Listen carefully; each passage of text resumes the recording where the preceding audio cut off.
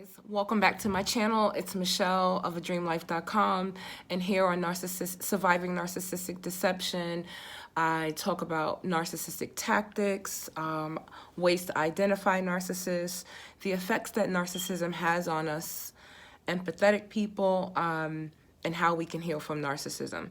And I started out this channel hoping that every episode or every video that I published would be of a creative video, a video that I could add like images to or background music to, because I'm very creative and I like to articulate the topic in a way that is engaging. But I'm finding with all the work that I have in front of me, which are various things, I create courses, I do live events, and my calendar is really, really booked. And so I am going to do what I said I would do with this channel, but I just ask you to forgive me for these regular iPhone videos, and hopefully they're okay, because I see that a lot of YouTubers use them, and I actually want to, give you guys more content, but I won't always have 3-4 hours for an edit.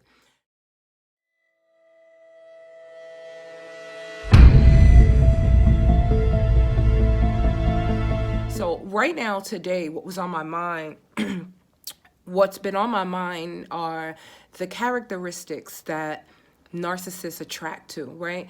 And a lot of times, well, at least there used to be like this myth, this mythology, like this mythical belief that, people who end up with abusers or narcissistic people are weak people, right? And I can actually remember, thinking something like that. And even when I was in an extremely abusive relationship, I started to wonder if I was weak.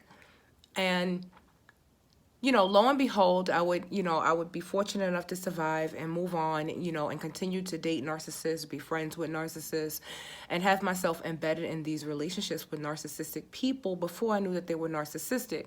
Now, we all know that hindsight is 20/20. Right? And so the reason I create these videos is to try to help people tap into that missing information. And what is probably not missing, but I want to reiterate, is that narcissists do not like weak people. They do not attract to weak people. So if you've been considering yourself weak or dumb or like, why is this happening to me? That's not the case. See, narcissists, before they try to bond you to them, and usually before they even meet you, they've been watching you, and they're looking for certain characteristics, and everything that we think we know is wrong, because narcissists love what appears to be resilient, strong people. Number one, narcissists like reliable people, right? People who do what they say, people who are reliable, who will arrive on time, people who take things seriously and get things done, right? Because usually narcissistic people do not have these characteristics or traits.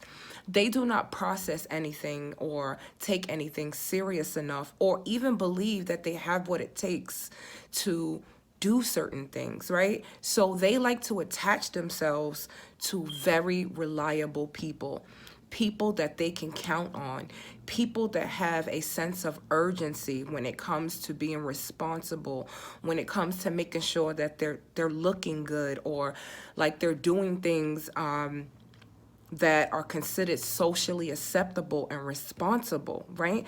Because they can't do it. And so generally, there's nothing dumb about people like this.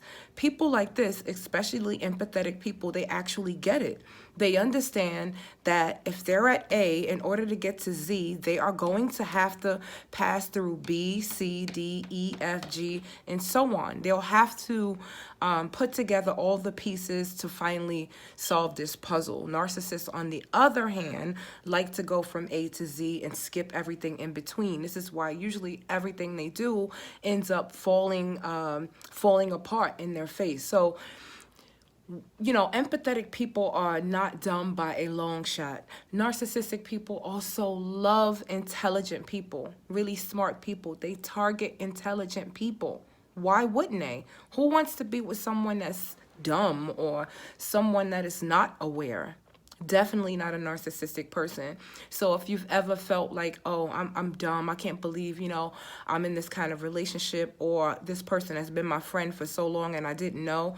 No, what it is those characteristics that are so great about you, those strong characteristics, that tendency to do things, when you start something, you finish it, these same characteristics are used against you.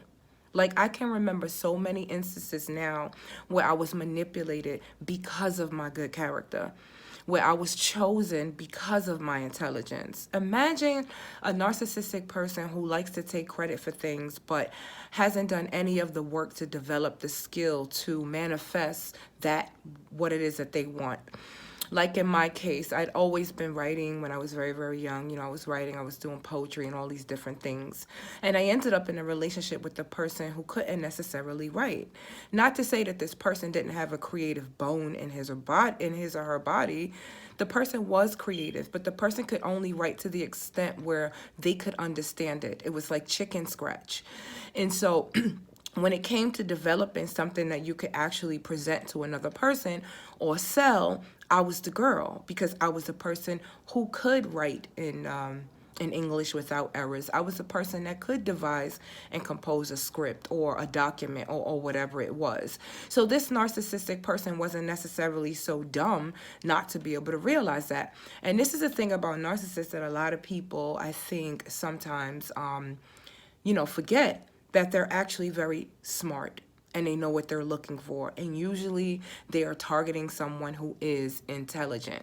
Not to say that the person who is intelligent could actually satisfy the narcissist, because no one can satisfy a narcissist. They have an insatiable appetite because they don't basically do the self-work that we're all here to do, and they deny responsibility. They don't take responsibility for their actions. They're entitled. They feel that the world owes them something. They don't allow themselves to, even though narcissists are in pain, we must remember that, they don't allow themselves to process these things in the way that a normal or an empathetic person allows themselves to process these things, right? And because we're able to process these things, we can pretty much get through difficult tasks or difficult situations, because we understand that it is human and it is normal to make mistakes. And we have to go through a process, right, to be able to create something or get to that final product or get to that final creative outcome, whatever it is. And narcissists know this. They also know that people who are like this, people who are who are reliable, who are passionate and able to commit to projects and able to, not be so egotistical or so thin-skinned that they're discouraged at, the very slight criticism, similar to what narcissists are. They know that empaths are not that way.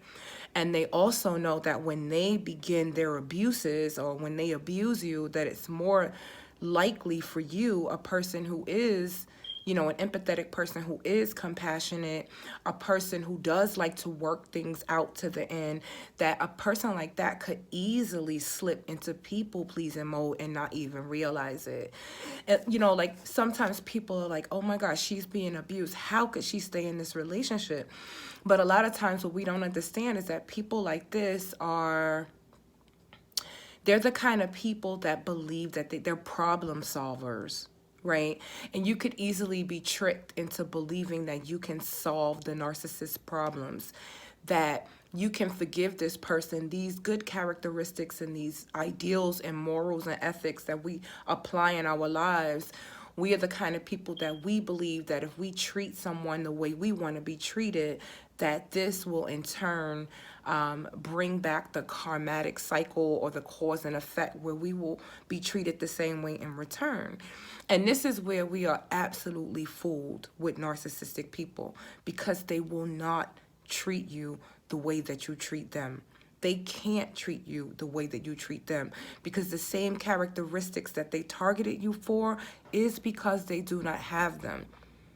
They target you for them because they want to be able to kind of live through you, right? You become an extension of them. So basically, where they fall short, you will jump in and you will close the gap, right? This is why you have that person who's constantly forgiving, and then the next thing you know, they become an enabler because this person is not changing. As soon as a narcissistic person tells you that they're going to change, and usually they only tell you that they're going to change if they don't have a narcissistic supply set up that can take your place, right? Because a lot of times narcissists might have one person that's like that go-getter, that person that they could rely on, that person that has money, that person that they know if they call them and they can't pay their bills, this is the person that probably can give them $200-300, right? Or this might be the person if they end up in the jam or arrested. This person is, this empathetic person is someone who's not going to leave them hanging, right? Because even when you had the worst time with the narcissist, you're still an empath. And it's like you're damned if you do and you're damned if you don't. If you don't answer and you ignore the narcissist, you might begin to feel that you're being mean, or you're being like the villain, and the narcissist is really good at making us feel like we're villains. And this is what is so difficult about dealing with them, maintaining no contact and leaving them alone, especially when they're family members or like your parents or your children, because of these morals and ethics. But it's important that we understand that this is where we get played. And it's horrible. We get played based on the fact that we have these morals and these ethics and these strong characteristics, these kind of go-getter energies. These are the things that work against us when we live in complete oblivion, as if though there's not someone out there that will take those characteristics for granted. And so there's another thing too. You might be the person that is the go-getter, right? You might be the person that is reliable. You're that source of reliability. You may have the money, but then there's another person who may be very sexual, right? And so the narcissist has this person in their narcissistic trap or their bond for sex, right? They may have someone else for another kind of supply, like a negative supply. You can also get negative supply from someone who is constantly trying to prove themselves right. The person who is a perfectionist, who just can't leave well enough alone. There are a lot of empaths out there who are like that. I actually was that kind of empath. I had to work on that. I had to learn to understand that some people don't necessarily want a resolution. They just want your energy towards that resolution. Narcissistic people want you to give them energy towards a resolution so that they can keep ciphering narcissistic supply from you that causes them to feel self-validated. Because narcissists don't feel validated by their own doings because they're not doing anything, right? Except for stealing your energy, wasting your time, taking your talents, lying to you. So they don't really have anything to stand on, and they know this. And so they stand on us. They stand on the empaths. But there's absolutely nothing stupid about you. Here's another thing that narcissists do to chip away at your boundaries, right? A lot of times narcissistic people, if you're in a relationship with them, they'll ask you to send them pictures or send them photographs of you naked, or, and this, that, and the other. And meanwhile, an empathetic person might think that they're, going to be appreciated for doing this sort of thing. But actually, the narcissist doesn't need our pictures or our naked pictures if they're in a relationship with us, because narcissistic people know how to go to a porn channel. This is what they do. They watch porn. They go on these kind of websites, and I wasn't even sure if I could use that word on YouTube, so I may beep it out, but you know what I mean. They watch adult material online. This stuff is easily accessible, right? So why on earth would they need your photographs, right? Because in an empathetic mind, you're thinking this person is into me, and so that's why they want the photographs. But it's not really about that. Narcissistic people want the photographs to be able to maintain control, and sometimes they use these images and videos and these footages later against you, or a way to blackmail you or hold this stuff against you, and you have to be careful of that. There's one other thing that I know that narcissists go after. Now, I know that we live in an era where women in particular are expressing a lot more sexual freedom, wearing whatever they want to wear, getting plastic surgery and, you know, a nip and tuck hair, making their breasts larger, or, you know, it's really popular now to make your butt bigger and things like this. But people who do this, that search for this type of physical appearance, type of perfection, can also be deemed with having low self-esteem, and they become a high target for narcissists, because narcissists see that as someone who is not happy with themselves. And so this person is going above and beyond to change their exterior to appeal to something. I mean, people don't get their breasts done and their asses done to look at themselves. They do these things because they believe that these things are going to make them appear better, to be able to attract attention to themselves. And a lot of times what happens is you attract narcissistic people to yourself. I always say, be careful about plastic surgery. Be careful about changing yourself and, you know, overdoing it, and watch what you wear and being excessively revealing. I'm saying everybody could do whatever they want to do. You know, I believe that a woman should be able to express herself if she wants to feel sexual, or, I'm sorry, that's the wrong word. If she wants to feel sensual and exercise, you know, her feminine energy. But at the same time, in this generation, there's a lot of excessiveness with this vanity. And this vanity can not only be seen as a highly narcissistic trait, even if you are an empath, it can actually be very toxic and attract toxic people to you. People that see through that, right? Because the way we are born, the way we are made, we are supposed to try to develop a certain, or at least a healthy amount of self-acceptance, right? We have to love ourselves, our hair, or whatever it is, right? We can wear our hair straight, we can wear our hair puffy, we can do whatever we want to do, because as women, you know, we're chameleons. We like to change things up. But we have to be careful that we're not sending the message that we are doing this for your attention, or we want you to see us, or we want you to look at us, because that will surely make you a target for narcissistic abuse, or to be reeled in through this love bombing and all these different things, right? Because narcissists know how to appeal to the ego. So when you start changing your body and changing your face and changing your breasts, you're dealing with the ego. You're not dealing with the spirit. And when you deal with the ego, you attract other people who deal with the ego. So you have to be careful.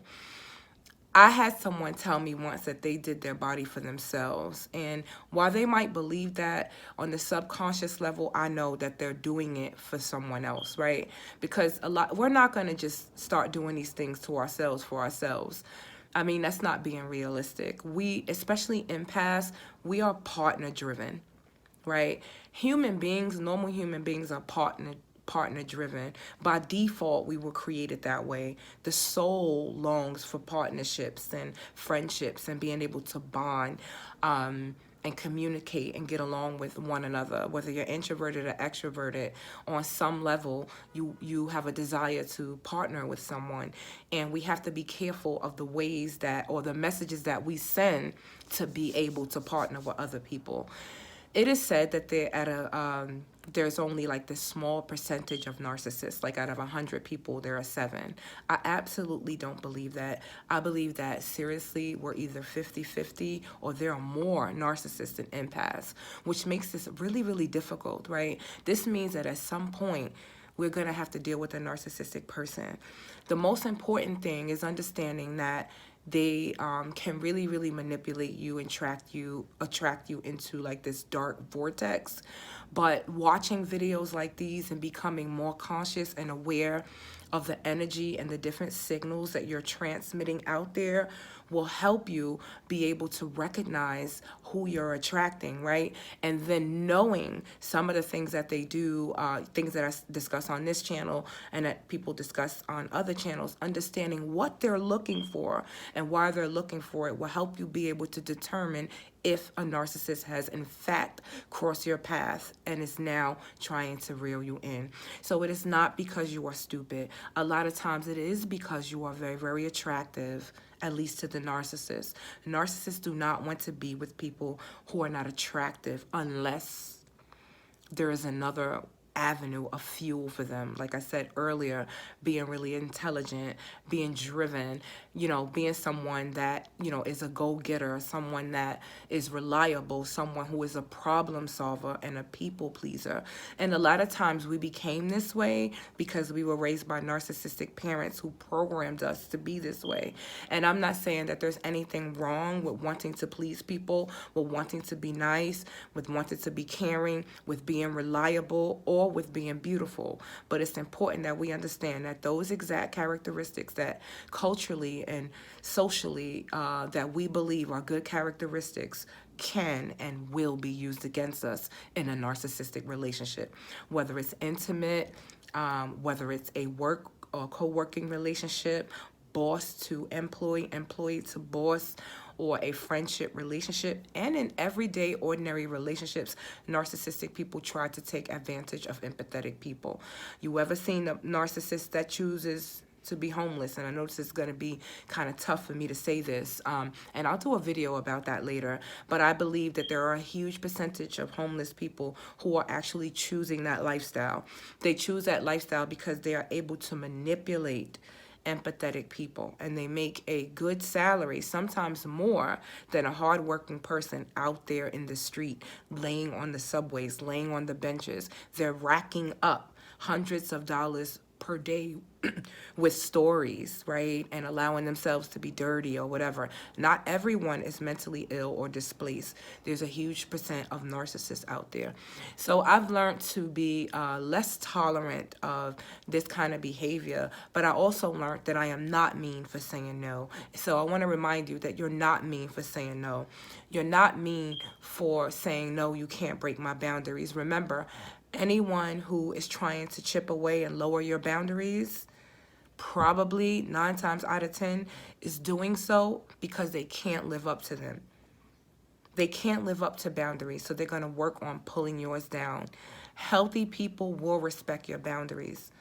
Healthy people will not expect you to take responsibility for everything. And healthy people, most importantly, can admit when they're wrong, apologize, or be apologetic. Me personally, instead of an apology, I'd rather the action that an apology suggests. I'm really big on actively being apologetic, and that means your actions should be changing, right? We cannot accept apologies, love letters, promises to change, 1 or 2 appointments at therapy, and take that as this narcissist is changing. You really have to, you know, encourage people to show this change, encourage them to be active and not get in it, not be a people pleaser, not be a fixer, right? The Olivia Pope of the narcissist. We don't need to be fixers. We have to believe in God and a higher power, and we have to believe in people. And we have to believe that if the narcissist wants to change, that if the narcissist wants things to get better, the narcissist is more than capable of doing that. However, science says, and psychology says, that it's highly unlikely that narcissists are so detached from the true self.